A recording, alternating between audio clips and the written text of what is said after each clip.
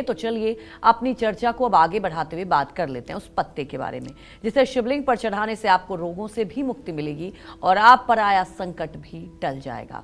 कौन सा है वो पत्ता, आइए जानते हैं पंडित जी से। बताएं पंडित जी।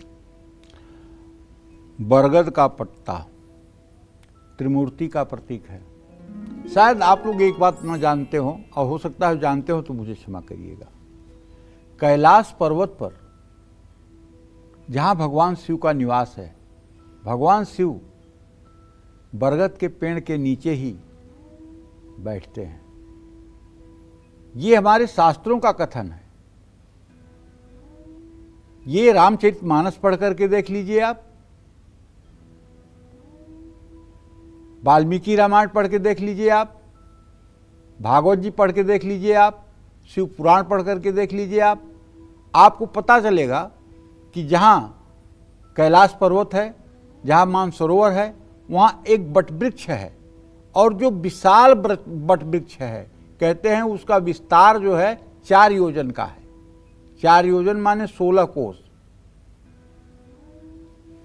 इतना विस्तार है। उसके नीचे बैठ करके भगवान शिव साधना करते हैं। तो बरगद का पेड़ तो सचमुच में ये सनातन का ही एक प्रतिमूर्ति है, त्रिमूर्ति का प्रतीक है, ब्रह्मा विष्णु महेश के एकीकरण का प्रतीक है।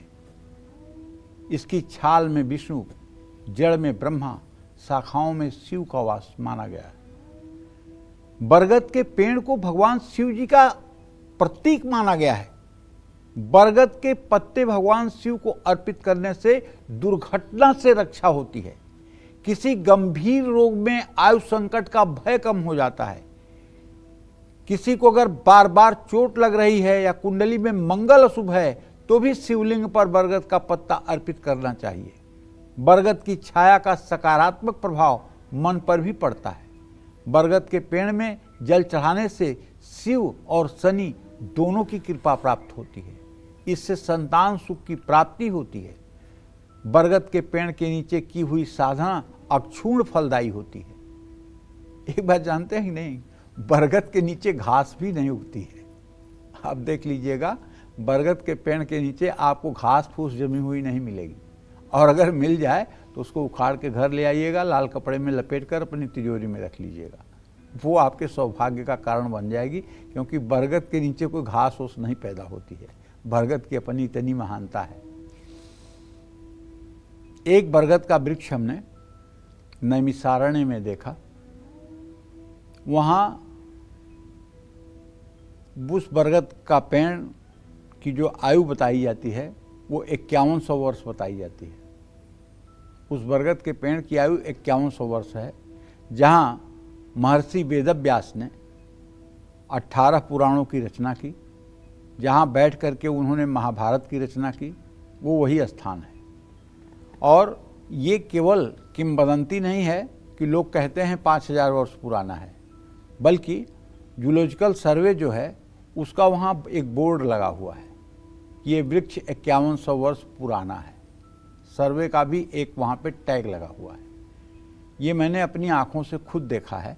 और यदि कभी सौभाग्य हो तो आपको भी नैमिषारण्य जैसे तीर्थ में जाना चाहिए, और वहाँ जा कर के आपको उस वटवृक्ष का भी दर्शन करना चाहिए। नैमिष नाम क्यों पड़ा नैमिषारण्य का, तो इसके बारे में शास्त्र बताते हैं कि श्रीहरि विष्णु ने एक निमिष में राक्षसों का उस वन में नाश कर दिया था।